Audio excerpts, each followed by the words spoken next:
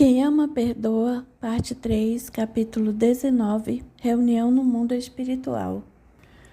Voltando ao mundo espiritual, nas dimensões da casa transitória do parque hospitalar, tivemos uma reunião com Daniel, Ernesto, Samuel, que é o mentor espiritual de Ana Carolina, e outros espíritos que colaboraram no processo de doutrinação.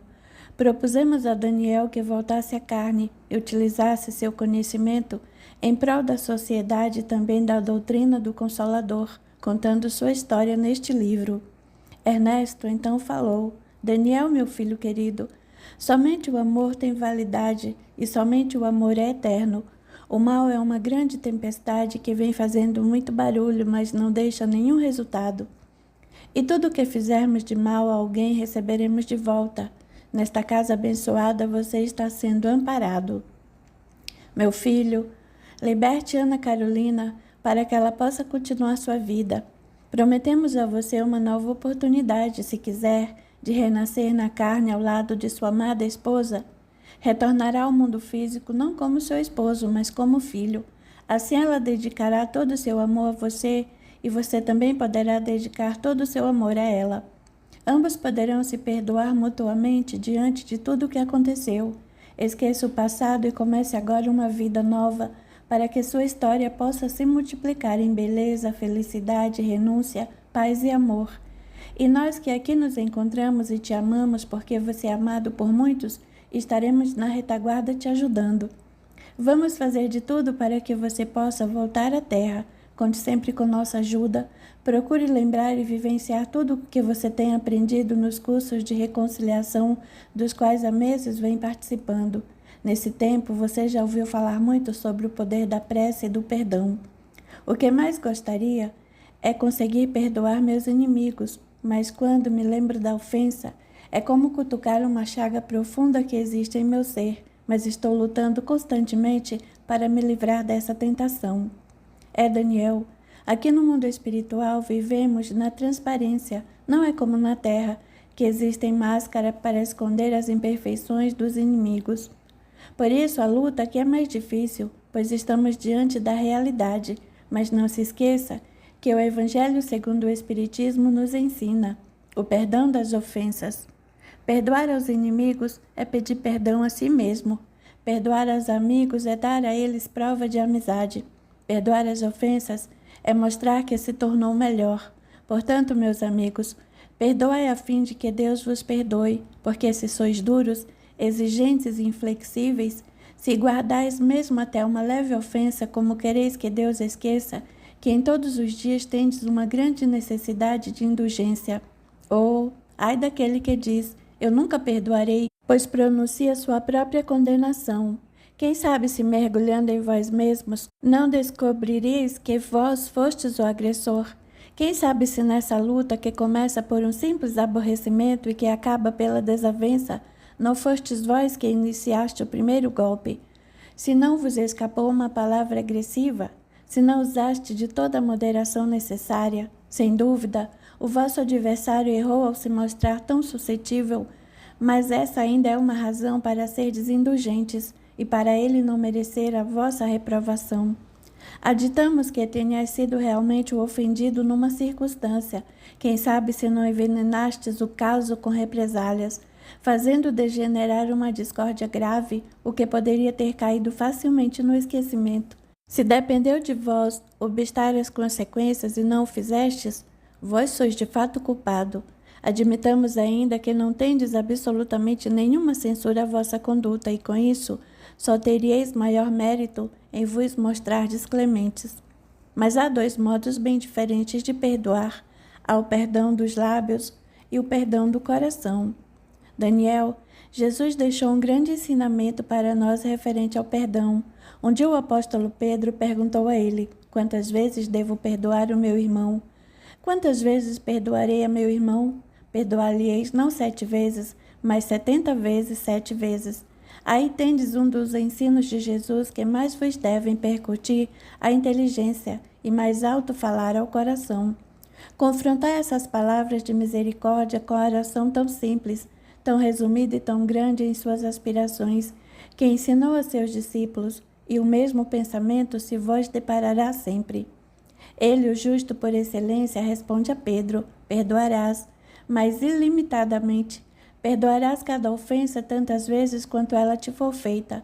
Ensinarás a teus irmãos esse esquecimento de si mesmo, que torna uma criatura invulnerável ao ataque, aos maus procedimentos e às injúrias. Serás brando e humilde de coração, sem medir a tua mansuetude. Farás, enfim, o que desejas que o Pai Celestial por ti faça. Não está Ele a te perdoar frequentemente? Conta, porventura, as vezes que o perdão desce a te apagar as faltas? Prestai, pois, ouvidos a essa resposta de Jesus e, como Pedro, aplicai a vós mesmos, perdoai, usai de indulgência, sede caridosos, generosos, pródigos até do vosso amor. Daí que o Senhor vos restituirá, perdoai, que o Senhor vos perdoará. Abaixai-vos, que o Senhor vos elevará. Humilhai-vos, que o Senhor fará vós assenteis à sua direita. Ide, meus amados, estudai e comentai essas palavras que vos dirijo da parte daquele que do alto dos esplendores celestes vos tem sempre sob as suas vistas, e prossegue com amor na tarefa ingrata a que deu começo faz 18 séculos. Perdoai aos vossos irmãos, como precisais que se vos perdoe. Se seus atos pessoalmente vos prejudicaram, mais um motivo aí tendes para serdes indulgentes, porquanto o mérito do perdão é proporcionado à gravidade do mal. Nenhum merecimento teríeis em relevar os agravos dos vossos irmãos, desde que não passassem de simples arranhões. Depois de tudo o que passei, não vejo outra solução. Eu aceito, Senhor Ernesto, voltar à terra como filho dela. Naquele momento, observei os participantes da reunião e todos ficaram felizes e emocionados com a atitude de Daniel. Lembramos que nesse momento, num grande salão ao lado, havia mais de 200 casais que estavam passando pela mesma situação. Ouvindo o que Daniel falava, também se emocionaram e tomaram atitudes de trabalhar em favor do perdão e de reconciliação com seus cônjuges. Daniel, meu filho, rogaremos ao Pai e faremos todo o possível, de acordo com seu merecimento espiritual, para que possa voltar à Terra nas melhores condições possíveis diante da misericórdia divina. Somente por meio da reencarnação e o tempo de convivência com quem você perseguiu por tanto tempo, aceitando-a como sua mãe e esposa de outro homem, você terá muitos ciúmes, mas mesmo assim vencerá. O tempo é o melhor amigo que você tem ao seu favor. É ele que nos faz ter condições de realizar nossa mudança e transformação. Você renascerá como Cristo disse um dia: o que nasce da carne é carne, mas o nascer do Espírito é a transformação moral. Celina perguntou: meu amigo benfeitor Ernesto, no caso de uma reencarnação como essa, em que o futuro é desconhecido, trata-se de um castigo? Não, é uma bênção de Deus. O Evangelho segundo o Espiritismo, principalmente no capítulo 4, é muito claro quanto a este assunto. Lá encontramos: a passagem dos espíritos pela vida corporal é necessária para que eles possam cumprir, por meio de uma ação material, os desígnios cuja execução Deus lhes confia. É-lhes necessária, bem deles, visto que a atividade que são obrigados a exercer lhes auxilia o desenvolvimento da inteligência. Sendo soberanamente justo, Deus tem de distribuir tudo igualmente por todos os seus filhos. Assim é que estabeleceu para todos o mesmo ponto de partida, a mesma aptidão, as mesmas obrigações a cumprir e a mesma liberdade de proceder. Qualquer privilégio seria uma preferência, uma injustiça, mas a encarnação, para todos os espíritos, é apenas um estado transitório. É uma tarefa que Deus lhe impõe quando iniciam a vida, como primeira experiência do uso que farão do livre-arbítrio. Os que desempenham com zelo essa tarefa transpõem rapidamente e menos penosamente os primeiros graus da iniciação e mais cedo gozam do fruto de seus labores. Os que, ao contrário, usam mal da liberdade que Deus lhes concede, retardam a sua marcha, e tal seja a obstinação que demonstrem, podem prolongar indefinidamente a necessidade da reencarnação, e é quando se torna um castigo. A reencarnação é uma bênção para aqueles que aproveitam para fazer o bem, mas nem sempre o reencarnante consegue cumprir o compromisso assumido nas dimensões espirituais, voltando a ser recalcitrante como antes. o espírito fica estagnado, mas Deus dá oportunidade a todos os seus filhos. Assim também o sol que nasce para os justos e os injustos, os gratos e os ingratos. Deus nos dá sempre um momento para recomeçar. A melhor forma para curar as enfermidades que carregamos aqui no mundo espiritual é o nosso mata-borrão, que nada mais é do que o corpo físico. É por ele que fazemos nossa transformação, por meio do sofrimento que a vida física nos impõe e o nosso burilamento. O corpo é o grande instrumento que Deus oferece aos espíritos. Esse veículo dá oportunidade para corrigirmos nossas imperfeições. Assim, no buril da vida, vamos curando nosso corpo espiritual, na medida em que o sofrimento agride o corpo físico. Expurgarmos do nosso perispírito as enfermidades. Somente ele recebe essas influências. Capítulo 20. A reencarnação de Daniel. Daniel, a reencarnação nos proporciona o esquecimento do passado e o mundo nos enche de ilusão. Isso acarreta ao reencarnante grandes dificuldades. É como um homem que estava livre e foi para uma prisão. Recordamos uma passagem do Evangelho que fala muito bem da reencarnação. Vive o homem incessantemente em busca da felicidade, que também incessantemente lhe foge.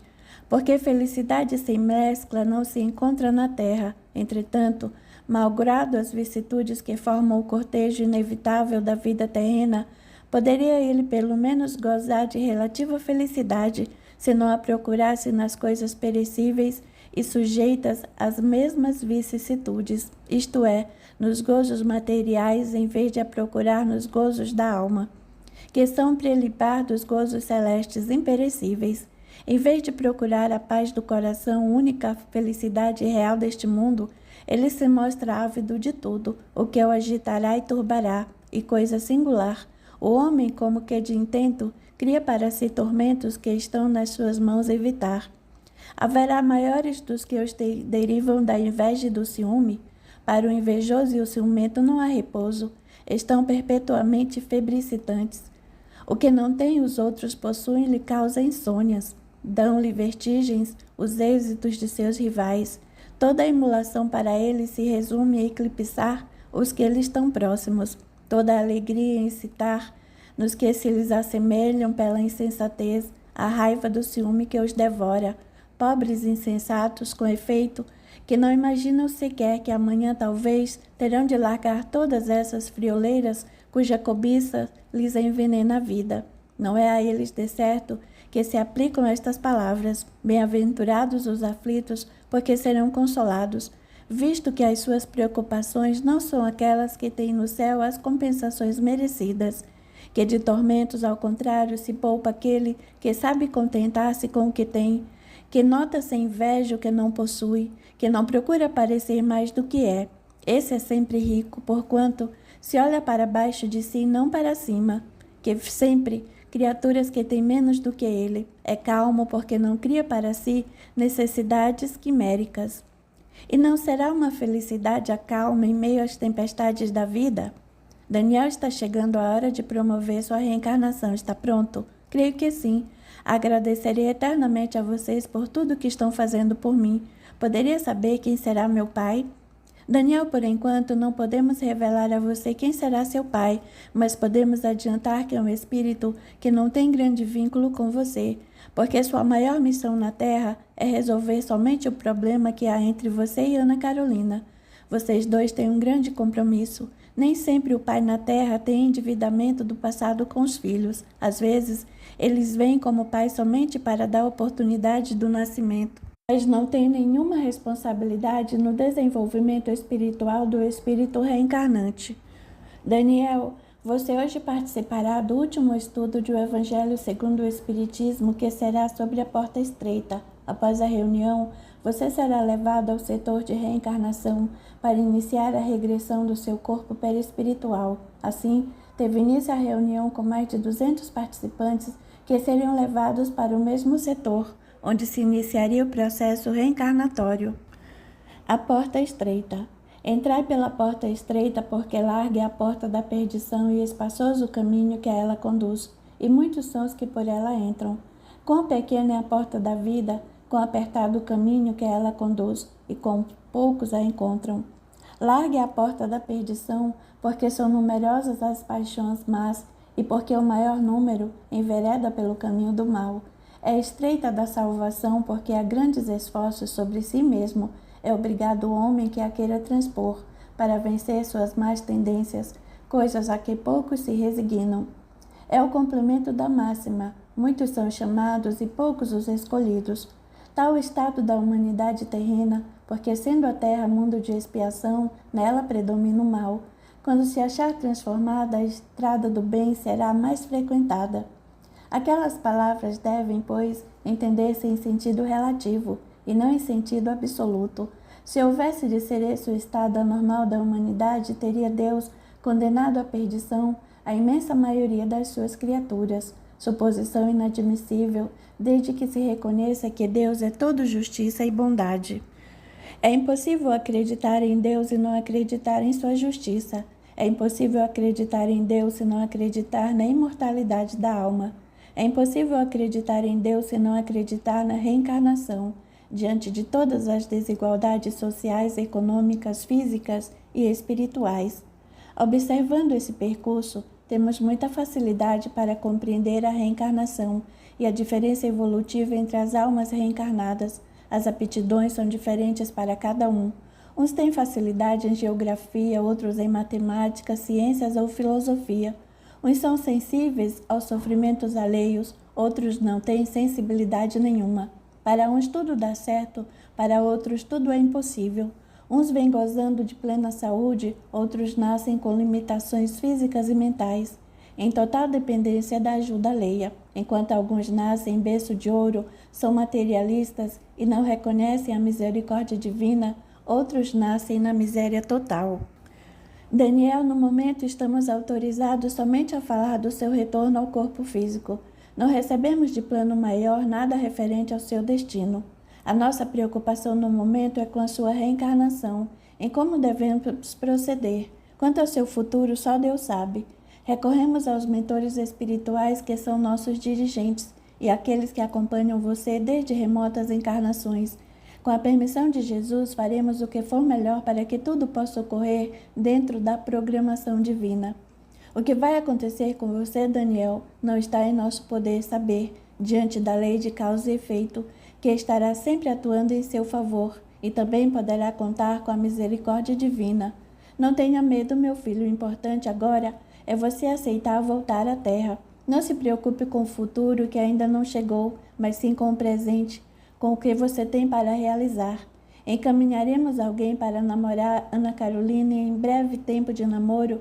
Quando tivermos certeza de que você está preparado, trabalharemos no processo de sua reencarnação. Por enquanto, você será internado junto aos benfeitores espirituais, preparadores de reencarnações, para que possa fazer algumas cirurgias, onde trabalharemos o processo do seu retorno ao mundo físico, em busca de um corpo no qual você terá condições de viver e contribuir para a sociedade que no passado você tanto maltratou. Faremos a nossa parte, mas de agora em diante tudo depende de você. O livre-arbítrio é sempre respeitado e você agora está em pleno domínio do seu para exercer sua própria vontade. Daniel, você não está tendo uma reencarnação compulsória, você está indo por sua vontade própria. Você tem o direito de desistir até mesmo depois de reencarnado. A decisão que você tomar será respeitada, mas faremos de tudo para que isso não venha a acontecer. Pode contar com nossa ajuda e a do seu anjo guardião, que estará velando sempre por você. Capítulo 21. Quem ama, perdoa. Naquele momento, agradecemos a Deus e a Jesus e a todos os amigos que participaram durante longos anos da transformação de Daniel, fazendo com que ele perdoasse e aceitasse Ana Carolina, visto que nesse momento ele já se encontrava em condições de perdoar. Perdoar muitas vezes não é só esquecer o mal que alguém nos fez, pois isso é impossível, mas não querer revidar já é o bastante. Na nossa concepção de espíritos atrasados, isso já representa uma forma de perdão. Aceitar a convivência seria a reparação. Perdoar e dizer que nunca mais quer ver o culpado, isso não é perdão. Perdoar é dar a liberdade, mas não afastar da convivência.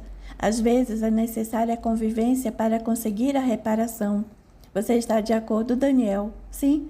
Estou muito feliz por receber essas orientações tão importantes para o meu crescimento espiritual. Farei de tudo, darei de mim o máximo possível para que possa aceitá-la como mãe. Tratando-a com muito amor e carinho, farei de tudo o que puder para fazê-la feliz. Vamos encerrar nossa reunião porque a partir de agora seu tempo está se esgotando. Você entrará no processo de preparação perispiritual que vai auxiliar o procedimento da reencarnação. Agradecemos ao médico dos médicos, agradecemos à luz das luzes, o amor que nos representa Deus na Terra, o grande representante do nosso Pai Celestial, que está sempre nos ajudando por intermédio dos seus embaixadores, estando sempre em condição de servir todos os que pedem ao Pai em seu nome. Assim, querido Mestre Jesus, nós te agradecemos pela oportunidade de servir e amparar, de ter resolvido essa grande missão, esse processo obsessivo tão longo e que foi concretizado agora por meio da reencarnação de Daniel.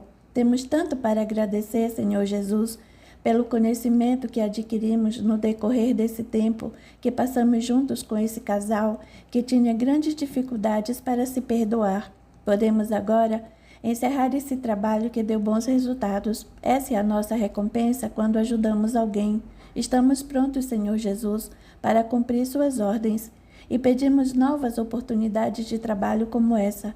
Aprendemos muito com o sofrimento dos outros. Obrigada a toda a equipe que teve tanta paciência nesses longos anos que passamos juntos. Ninguém nunca desanimou com esse caso. Sempre houve a esperança de um dia encerrar com êxito, como acontece com todos. Ninguém viverá eternamente odiando. Se fosse assim, não existiria Deus, porque Deus é amor, e não existe ódio que suporte quando o amor chega. O amor contagia todas as fibras do coração. Após a reunião, muito tempo se passou e Daniel entrou no processo de tratamento perispiritual. Ana Carolina conheceu um rapaz e nessa nova amizade descobriu muitas afinidades entre ambos e começaram a namorar.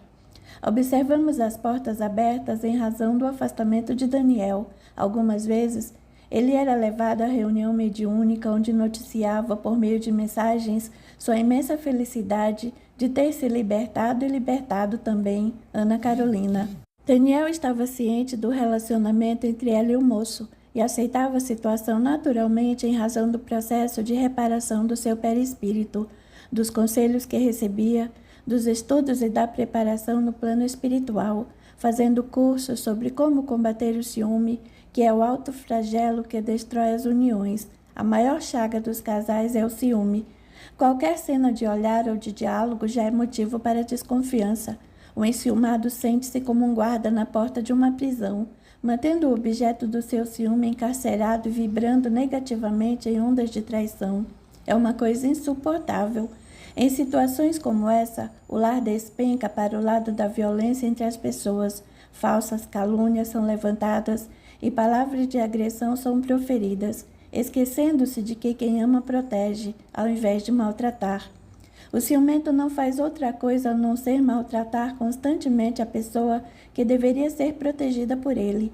Entre o ciúme e o amor há uma distância muito grande. É um processo obsessivo que deixa a pessoa cega, sem conseguir raciocinar e aceitar a realidade, e tudo começa com pequenas desconfianças. Aos poucos infiltra-se na mente dos enciumados a influência nefasta de espíritos infelizes que desejam a destruição daquele lar, daquela família. Eles começam a sugerir pensamentos negativos de desconfiança e aos poucos, se aquela pessoa até certo ponto equilibrada está distante de Deus ou afastada das questões espirituais, começa a dar abertura àqueles pensamentos e esse desequilíbrio não para mais, a não ser se for buscada ajuda. É muito difícil para o enciumado aceitar que tem ciúmes, é como o viciado aceita seus vícios.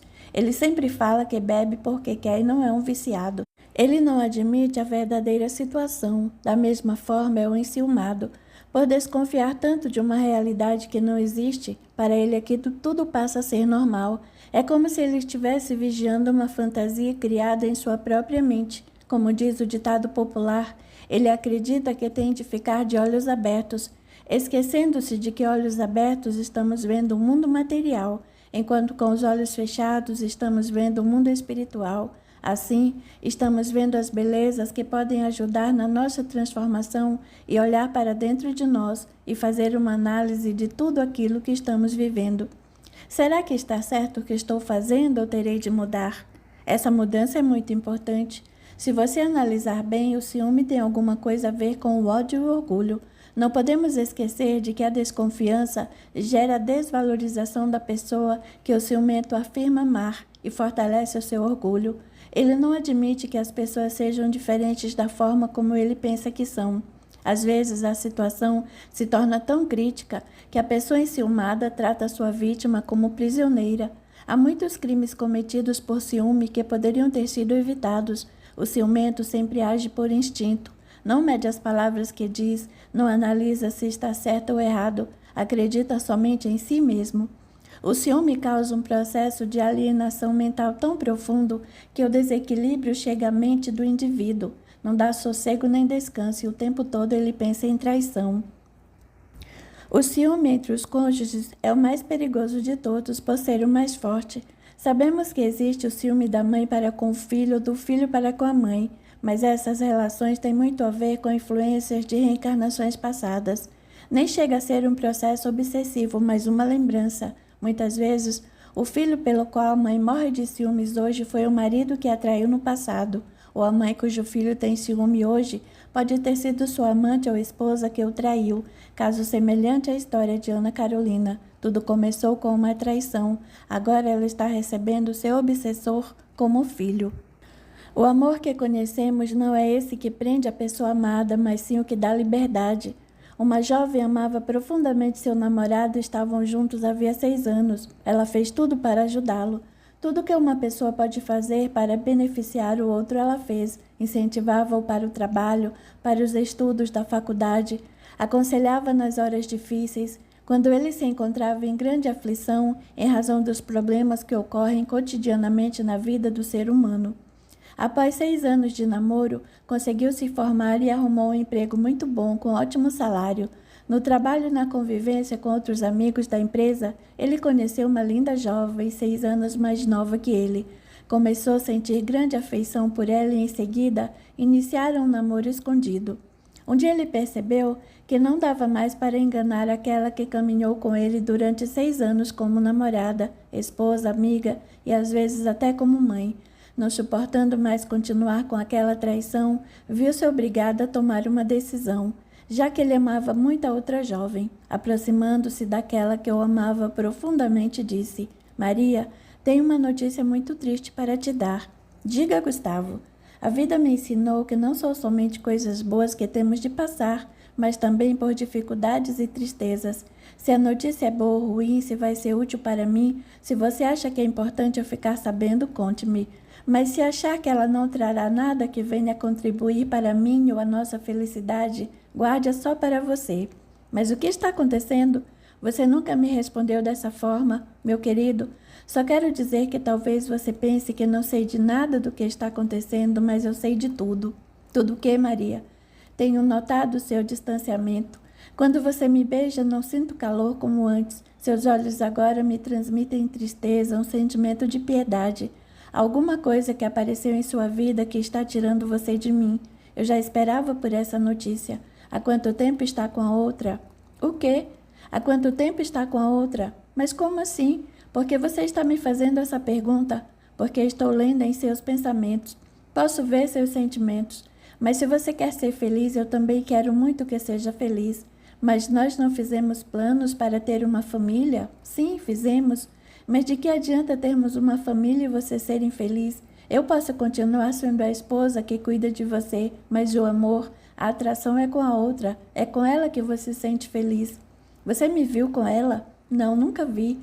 Nunca segui você porque não tenho ciúme. Eu confiava em você plenamente. Mas no momento em que comecei a desconfiar, passei a trabalhar meus sentimentos, preparando-me para que quando esse dia chegasse eu pudesse libertar você para o mundo, como um pássaro que está sempre comigo, mas preso numa gaiola. Abrindo as portas dessa prisão, sei que vou lhe dar total liberdade. Se você será feliz lá fora, isso eu não sei, mas peço a Deus que seja.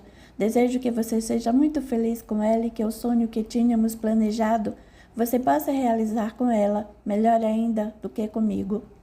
Maria, por que está falando isso para mim? Confesso a você que estou realmente com outra, mas você falava que me amava profundamente e agora parece tão fria.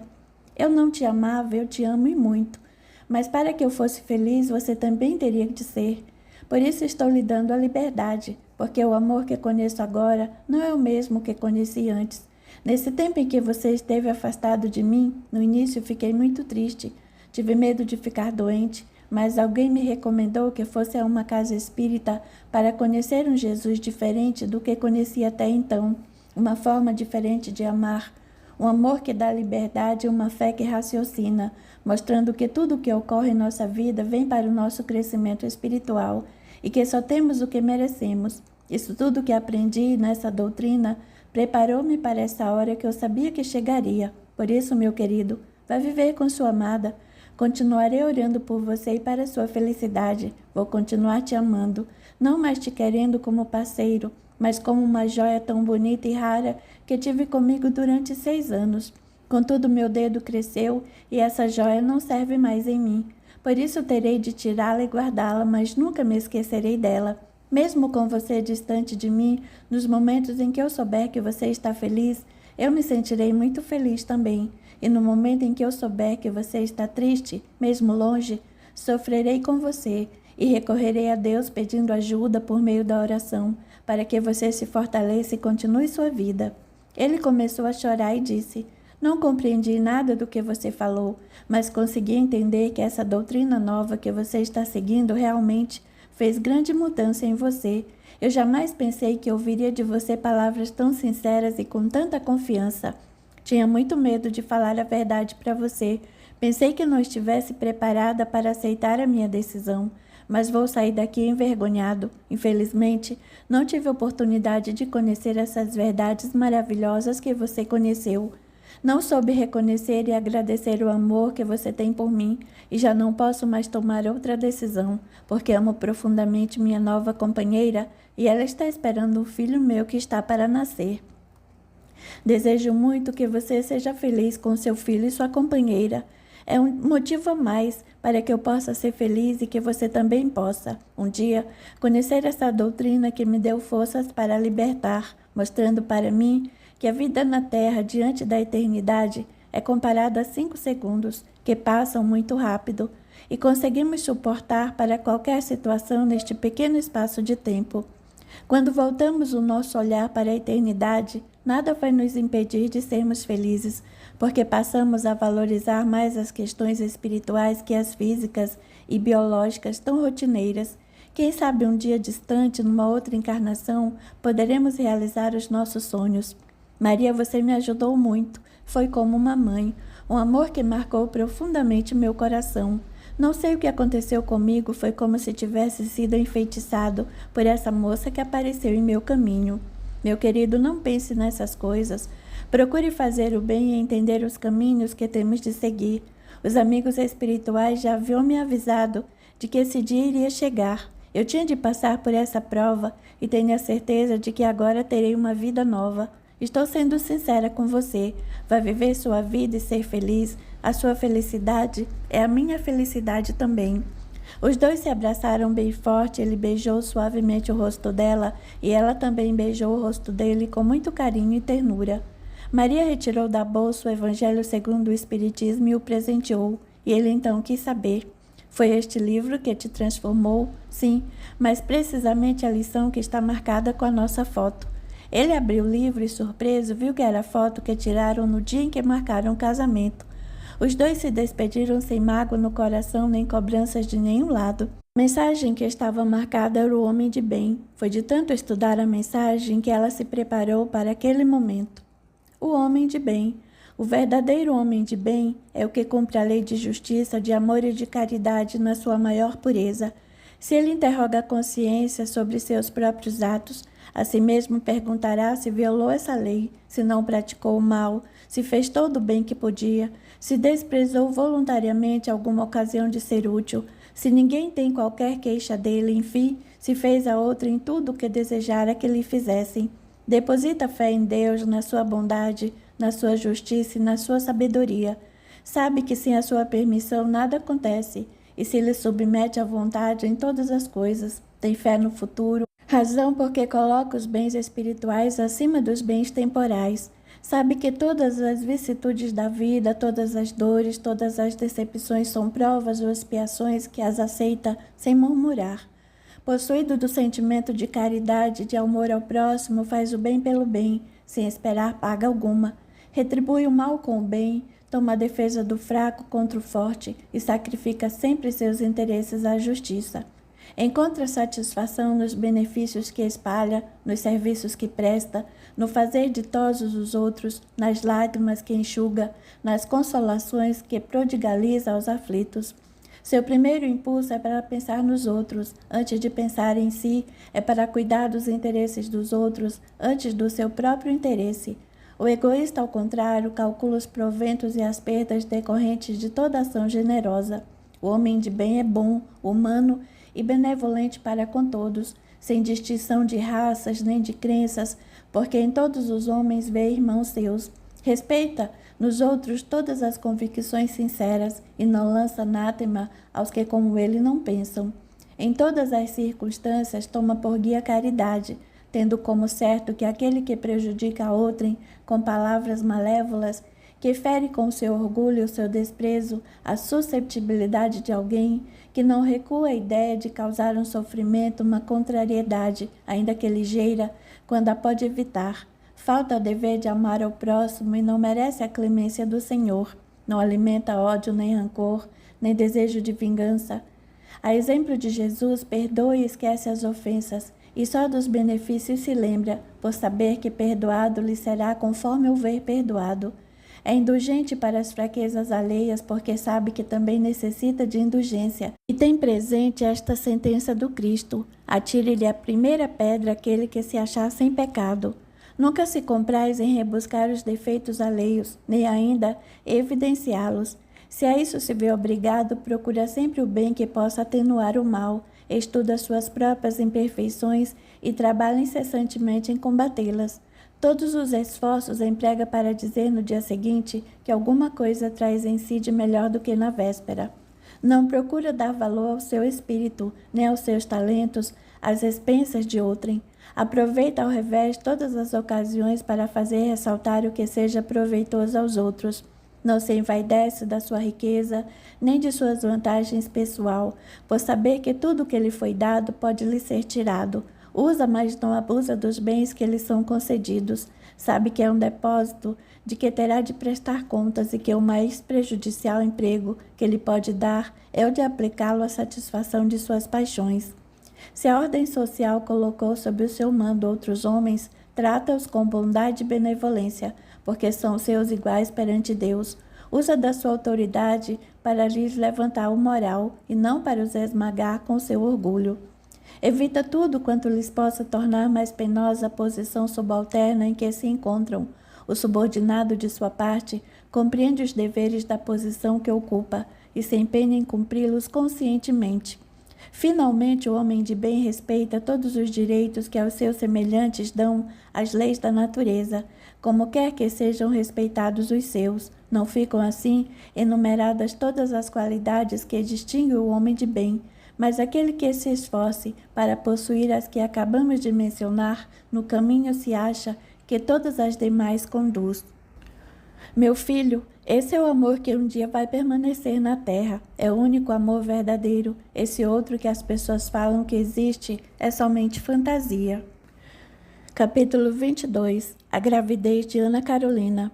Agora, muitos anos depois, Ana Carolina surpreendeu o Sr. Jerônimo com essa notícia maravilhosa. Senhor Jerônimo, eu estou grávida. Que maravilha, minha filha! Naquele momento, Jerônimo começou a pensar e vieram à sua mente as lembranças do primeiro dia em que recebeu Ana Carolina atordoada em seu atendimento fraterno, a coragem que ela teve de revelar todo o sofrimento que estava vivenciando para ele. Naquele momento de reflexão, ele pediu a Deus que protegesse e abençoasse aquela criança, pois sabia que alguma coisa deveria acontecer. Filha, vamos pedir ajuda ao nosso mentor espiritual Eurípides Barçanufo e a todos os amigos do mundo maior, para que possam te proteger. Daniel dedicou longos meses de estudo a variados temas, principalmente sobre a alma e a reencarnação. Nesses meses de preparação, aprendeu muito a respeito de tudo que lhe aguardava na nova etapa de aprendizado moral e intelectual. Assim, muito emocionados, agradecemos a Deus por ter trazido pelo processo de reencarnação Daniel, hoje como filho de sua ex-esposa, aquela que ele tanto perseguiu e a quem fez tanto mal. Ela que também por seu lado traiu, destruiu seu lar e sua vida. Como mãe fugiu da responsabilidade, não cumpriu seu papel de amar, proteger e encaminhar seu filho no caminho do bem. Ela vivia para o luxo e a vaidade, embriagada nas fantasias do poder. Daniel, prefeito de uma cidade, tinha grande liderança, era um homem poderoso e possuidor de grande magnetismo, um espírito que trazia grandiosa bagagem de conhecimentos na área da política. Hoje se encontra no processo de reencarnação, voltando ao corpo físico como filho daquela que ele perseguiu por mais de 20 anos. Nessa nova convivência, poderemos entender melhor essa situação, refletindo em tudo o que vimos nos capítulos anteriores e também compreender agora que somente o amor é o grande vencedor dessa história real, que a personagem continua cumprindo sua jornada física. É uma linda jovem de 30 anos que já passou por esse processo de obsessão profunda, mas hoje é uma pessoa livre, cheia de sonhos e felicidade. Ana Carolina continua no trabalho da Casa Espírita, atuando na área da mediunidade e também na área social. Se você, meu amigo, estiver passando por algum processo obsessivo, não consegue ser feliz no relacionamento, sente que alguma coisa impede sua felicidade, tudo que você começa não dá certo, parece que mãos invisíveis interferem o tempo todo em sua vida, em todos os campos da sua existência, saiba que geralmente quando isso acontece, é porque do outro lado continua te influenciando aquele que não conseguiu perdoá-lo e ainda se sente como seu proprietário. Acredita que você pertence a ele e não admite a separação. É muito difícil compreender que alguém que se encontre no mundo espiritual continue vigiando uma pessoa encarnada para que ela não venha a ser feliz com ninguém. Isso acontece constantemente e são muitos os que passam por essa situação. Procure orar por seus inimigos desencarnados, para aqueles que você prejudicou. A doutrina espírita tem respostas para tudo isso. Você poderá adotar o exemplo da nossa personagem Ana Carolina, procurando uma casa espírita que estuda as obras de Kardec, com pessoas sérias à frente do trabalho. Verá que em pouco tempo, por meio de seu esforço, receberá as recompensas em forma de paz e felicidade. Tudo depende de você. O Espiritismo lhe oferece a forma, mas é você quem vai fazer a transformação. Alguns meses depois da longa preparação, chegou a hora de nos unir aos engenheiros coordenadores do processo reencarnatório dentro do Ministério da Reencarnação. Fizemos uma visita ao local que estava preparado para receber o casal naquela noite. Ana Carolina estava nos dias férteis, pronta para receber aquele que fora seu grande obsessor. O ambiente estava preparado e na hora certa retiramos alguns espíritos que estavam ali e poderiam perturbar a harmonia do casal. Carregamos Daniel, que já se encontrava magnetizado pelo processo de reencarnação, que tinha se iniciado havia alguns meses no plano espiritual. Ele estava sonolento, sem condições de observar o ambiente. Seu corpo perispiritual havia sido diminuído e tudo estava preparado para que nada pudesse impedir sua reencarnação. Pela primeira vez, ficamos muito emocionados com a presença de todos os seus familiares e também dos familiares desencarnados e amigos espirituais da equipe que trabalhou no processo de desobsessão. Ana Carolina já estava plenamente liberta do seu ex-obsessor, que nessa altura já havia perdoado e aceitado a situação, grato por tudo que ela havia feito por ele no mundo espiritual, no hospital da Casa Transitória do Parque Hospitalar.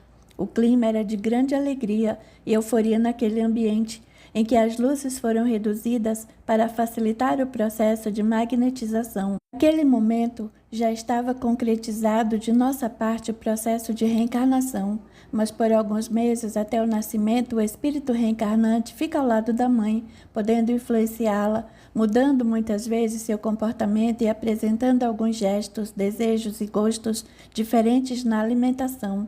Começa a enjoar por não aceitar o cheiro e o sabor de alguns alimentos, podendo até se incomodar com a presença do esposo ou de qualquer outro familiar de convivência próxima. Todas essas mudanças são influências do espírito reencarnante e das condições íntimas em que ele se encontra. Capítulo 23. O amparo espiritual ao reencarnante. Agradecemos a Deus pelo trabalho que foi realizado de acordo com o que todos nós planejamos para o processo da reencarnação. Hoje faz 12 dias que acompanhamos pela última vez o espírito reencarnante junto de sua mãe. Podemos nos retirar deixando o trabalho ter continuidade, esperando o processo natural durante os meses da fecundação. O guia espiritual de Daniel sempre estará presente para auxiliá-lo. O anjo de guarda protetor de Ana Carolina permanecerá atento para que Daniel não sofra nenhuma influência externa que atrapalhe seu merecimento. Não sendo completa a união do espírito ao corpo, não estando definitivamente consumada, senão depois do nascimento, poder-se-á considerar o feto como dotado de alma? O espírito que o vai animar existe, de certo modo, fora dele. O feto não tem, pois propriamente falando, uma alma, visto que a encarnação está apenas em via de operar-se. Acha-se, entretanto, ligada à alma que virá possuir. Sabemos que no campo político Daniel conquistou muitas amizades, mas também muitos inimigos. Esses podem querer prejudicá-lo, tentando desligar o espírito do feto, podendo ocorrer o processo de aborto natural. Por isso temos de estar sempre vigilantes, sem exigir de sua mãe e de seu pai a participação dentro dos conhecimentos dessa nova doutrina. O importante é que estamos certos e felizes, porque o nosso trabalho foi feito. E Célio comentou: Senhor Ernesto, eu estou muito surpreso com o grande esforço da espiritualidade que trabalha nos processos da reencarnação. Eles se esforçam tanto quanto o médico quando está realizando um parto difícil. Fiquei encantado com a cena maravilhosa. Agradeço a oportunidade de ter presenciado o processo de reencarnação de Daniel. Fiquei muito emocionado com tudo que vi, o esforço que a espiritualidade fez para que pudesse ser concretizada a grande bênção do retorno à vida física. Agora, com o decorrer do tempo, a vida entrará na rotina naturalmente, mas uma coisa me preocupa e me faz perguntar: a influência de Daniel não interferirá na vida de seu pai? Olha, meu filho, esta reencarnação é de resgate, principalmente entre mãe e filho. A mãe fez muitas cirurgias espirituais para chegar até aqui. Lembra-se quando ela chegou com uma cirurgia marcada?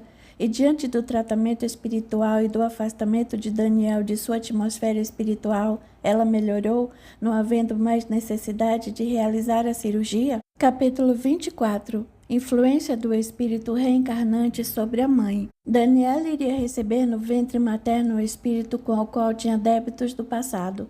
Ele causou o afastamento do próprio pai, porque não admitiu o que ele fazia com ela. Julgava que o pai não merecia receber tanta delicadeza em forma de amor. O reencarnante, já que também se tratava de uma encarnação de resgate, por mais que estivesse em estado sonolento, não estava totalmente inconsciente. Mesmo dentro do processo reencarnatório, ele podia influenciar porque estava perturbado e tinha liberdade para agir de acordo com sua vontade. Paulo detestava seu pai e conseguiu transmitir essa influência para sua mãe, que reencarnou com o objetivo de receber aquele algoz do passado.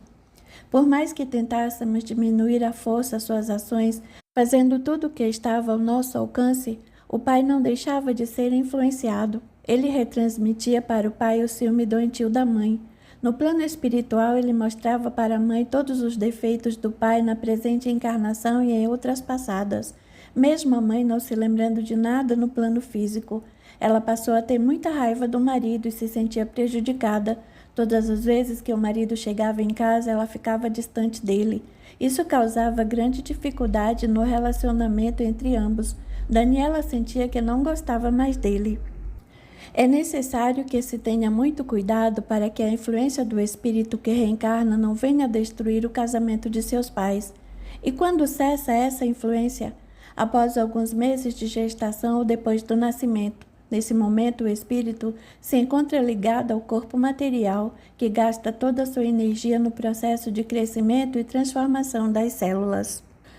Mas pelo fato de o casal ser espírita, recorreram à casa que frequentavam para buscar tratamento por meio de passes e palestras, e ela ia assimilando os estudos que geralmente discorriam sobre temas do dia a dia, o amor e o perdão, a fraternidade e a caridade, a humildade e a compreensão. São temas apresentados constantemente em qualquer palestra espírita.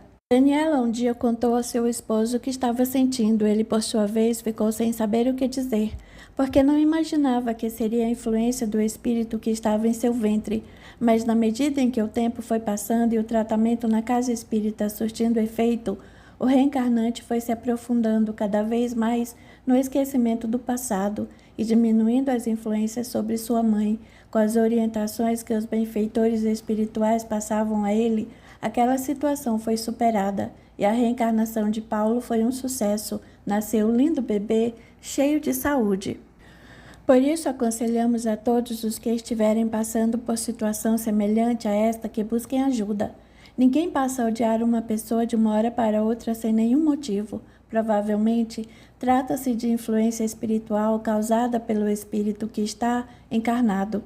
Se todo mundo conhecesse a lei de causa e efeito, acreditasse e conhecesse o processo da reencarnação e a necessidade dela, a importância que ela tem na vida humana, muitas não passariam por sofrimentos tão delicados e dolorosos.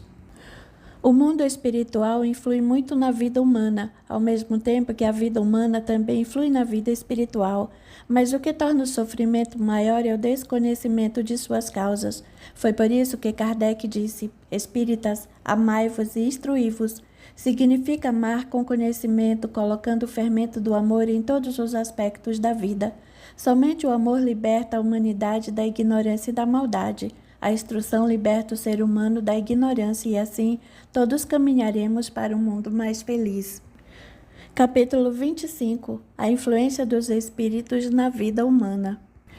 Meu querido benfeitor Ernesto, a influência dos espíritos sobre a vida humana ocorre em todos os níveis sociais, com a influência que os espíritos exercem sobre a ciência. Célio, as entidades que se comunicam nos ambientes terrestres têm sua base no magnetismo universal, dentro do qual todos os seres no mundo orbitam para a perfeição suprema. Incalculável a extensão da atribuição que a telepatia representa nos fenômenos mediúnicos. O processo das comunicações entre o plano físico e espiritual, mormente quando se trata de trabalhos que interessam de perto o progresso moral das criaturas, requer a utilização de inteligências sublimes do espaço, cujo grau de elevação espiritual a Terra não pode comportar. Verifica-se quase invariavelmente dentro de um teledinamismo poderoso que estás longe ainda de apreciar na nossa condição de espíritos encarnados. Ernesto, a distância interfere na comunicação entre espíritos amigos.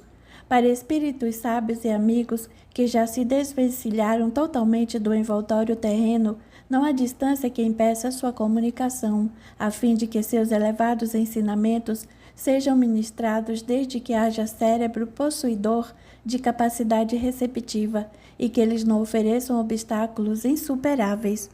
Quem são os médios sensitivos? Os que possuem a faculdade registradora dos pensamentos que dimanam dos planos invisíveis são chamados de sensitivos. No entanto, essa condição será de todos os homens do porvir.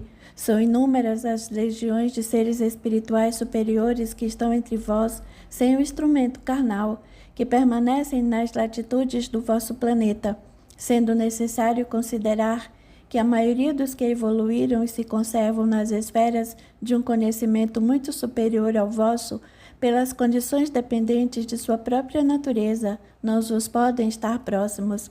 Transmitem aos homens seus ensinamentos esclarecedores dos mundos resplandecentes em que se encontram, e formulando desejos de ação nos planos da matéria, atuam com a sua vontade superior sobre o cérebro escolhido, o qual está em afinidade com sua sintonia por meio de forças teledinâmicas, que podereis avaliar como os fluidos elétricos, cujas utilizações fetais na parte do globo influenciam a natureza particular do médio sensitivo, afetando-lhe o centro sensorial do aparelho receptor, atuando sobre os centros ópticos e aparelho auditivo, desaparecendo perfeitamente as distâncias que não se medem na alma. Começa então a alterar uma série de fenômenos alucinatórios sob a ação de raciocínio do espírito comunicante pela via dos planos intangíveis.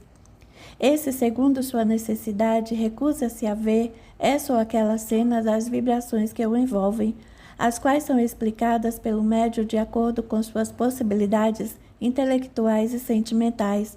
Há instrumentos que interpretam com exatidão o que seria essa entrega, outros, porém, não dispõem dos elementos necessários para esse fim. Não se pressupõe as necessidades por parte dos desencarnados de trabalho cansativo, para que tais fenômenos se verifiquem concretizando-se no plano físico. Tais fatos se realizam naturalmente, bastando para isso seu desejo no poder de fazê-lo. Ignorais na terra a engenhosa agilidade do pensamento, conhecendo suas plenas faculdades, após vencer muitas experiências que se lhes assegurava elevada posição espiritual, senhores de maravilhosos dons espirituais conquistados com a fé e a dignidade virtuosa incorruptíveis. Os bons espíritos possuem poderosa vontade criadora de todas as formas da beleza. Às vezes apresentam ao médium vidente grandiosas cenas da história do planeta de legiões de almas iluminadas, quadro esses que, na maioria das vezes, constituem-se os pensamentos materializados das mentes envolvidas pelos construtores que atuam sobre os centros visuais dos médiuns, no objetivo do progresso geral. É assim que se estabelece a união do mundo físico com o espiritual, por meio de fatores e recursos inacessíveis a vossas medidas e instrumentos materiais. O tempo guarda muitas surpresas para o homem referente à sua evolução moral, alcançando novos índices de conhecimentos intelectuais e morais, concretizando o edifício imortal de todas as suas ideias nobres e generosas. Capítulo 26. A situação dos recém-libertos da carne. Como é a chegada dos espíritos ao mundo espiritual? Eles se encontram identificados de tal forma com a matéria e sentindo tão intensamente suas impressões que não se encontram aptos de imediato a compreender nossa linguagem. Por isso são levados às reuniões mediúnicas para se comunicarem com os encarnados, despertando para a realidade que agora estão vivendo. Precisam ouvir a voz materializada daqueles que, cumprindo os desígnios do alto, ainda se conservam no exílio, aguardando a alvorada de sua redenção. É ainda reduzido o número dos que despertam no mundo espiritual plenamente conscientes de sua situação, porque diminuta é a porcentagem de seres humanos que se preocupam sinceramente com as questões de seu aprimoramento moral.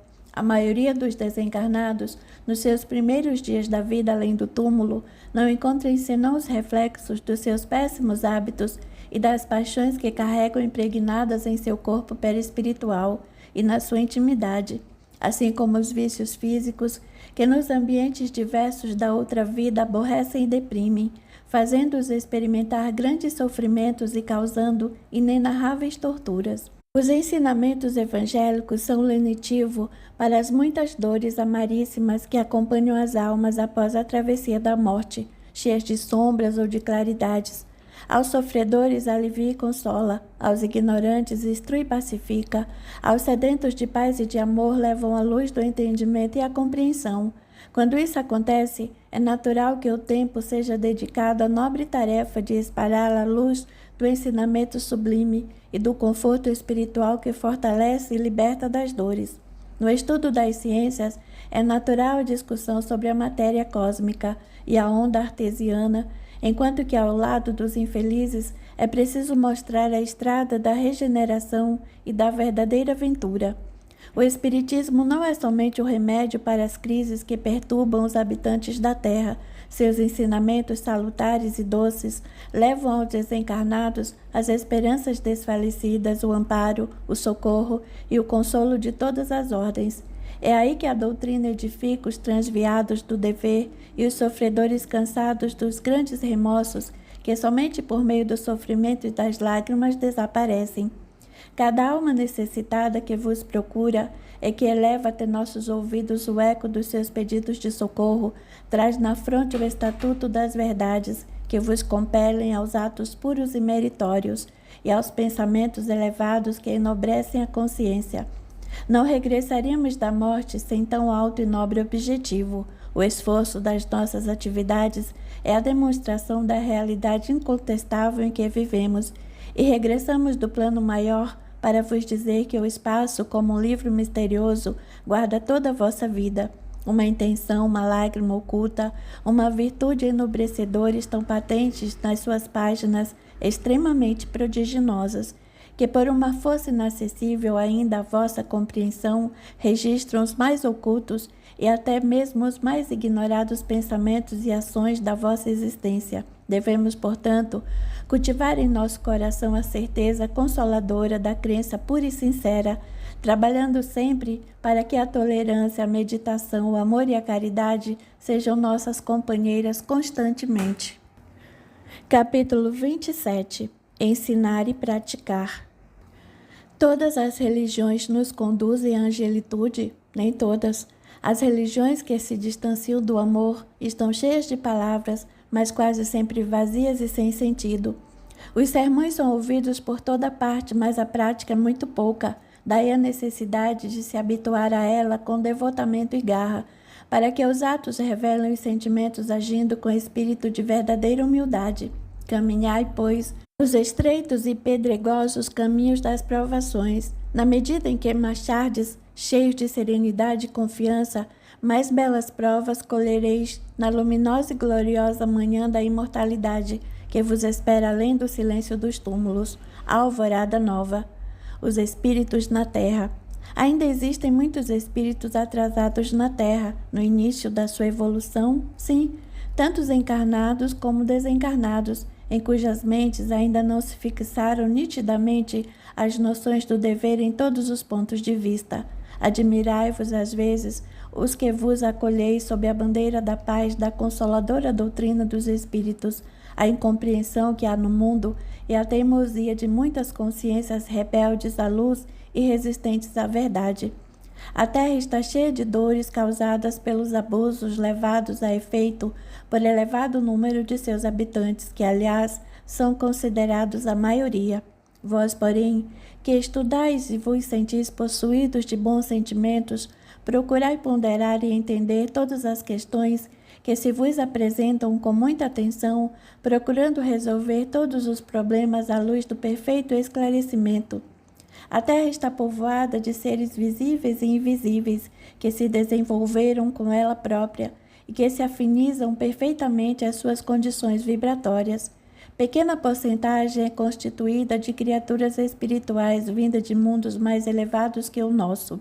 Daí, a enorme diferença no adiantamento moral entre esses seres humanos, abnegáveis apóstolos da luz, que em todos os tempos ajudam a clarear as estradas do progresso do homem na terra.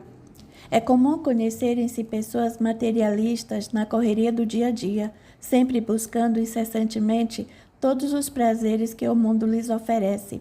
Dão a vida por um minuto de volúpia na realização das suas passageiras ilusões, sem jamais procurar o conhecimento das verdades eternas da vida espiritual. Procuram todos os prazeres e gozos e evitam qualquer estudo ou meditação na conquista do conhecimento moral. Essas criaturas são espíritos ainda estritamente ligados ao plano físico, que não saem das periferias da existência mesquinha do planeta. Esta afirmação, porém, não implica de modo geral a origem de todos os seres do orbe. A verdade de que muitos deles, nas suas condições psíquicas, mereceram viver em sua superfície como prova, expiação ou meio de progresso. Apegam-se fervorosamente a tudo quanto seja carnal e têm verdadeiro pavor da morte em razão da sua falta de fé e de conhecimentos quanto à sua vida futura. Como se opera o progresso geral desses espíritos? O progresso espiritual dessas criaturas acontece lentamente com a chegada de abnegados missionários, vindo de planos mais elevados do universo, e deles vêm as mais ricas verdades e os conhecimentos virtuosos, derramando lições de fraternidade e amor nos ambientes em que encarnam.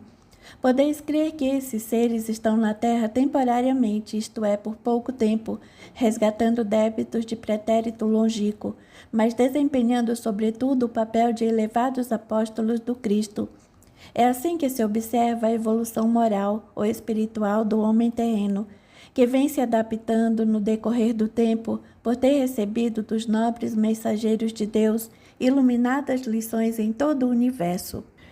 Em vossos dias, o Espiritismo representa o Consolador prometido pelo Cristo nos séculos posteriores à sua vinda ao mundo, com a extraordinária mensagem do céu à terra.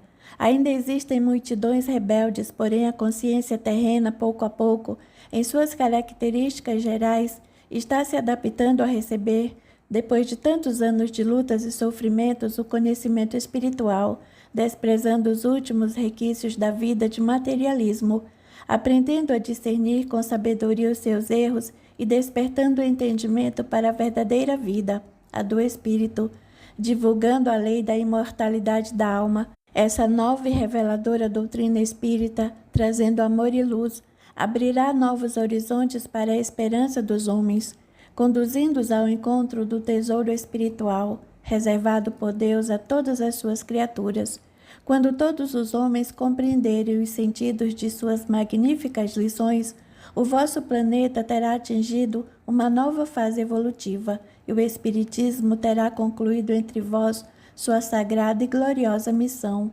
Conhecereis a verdade e ela vos libertará. Final.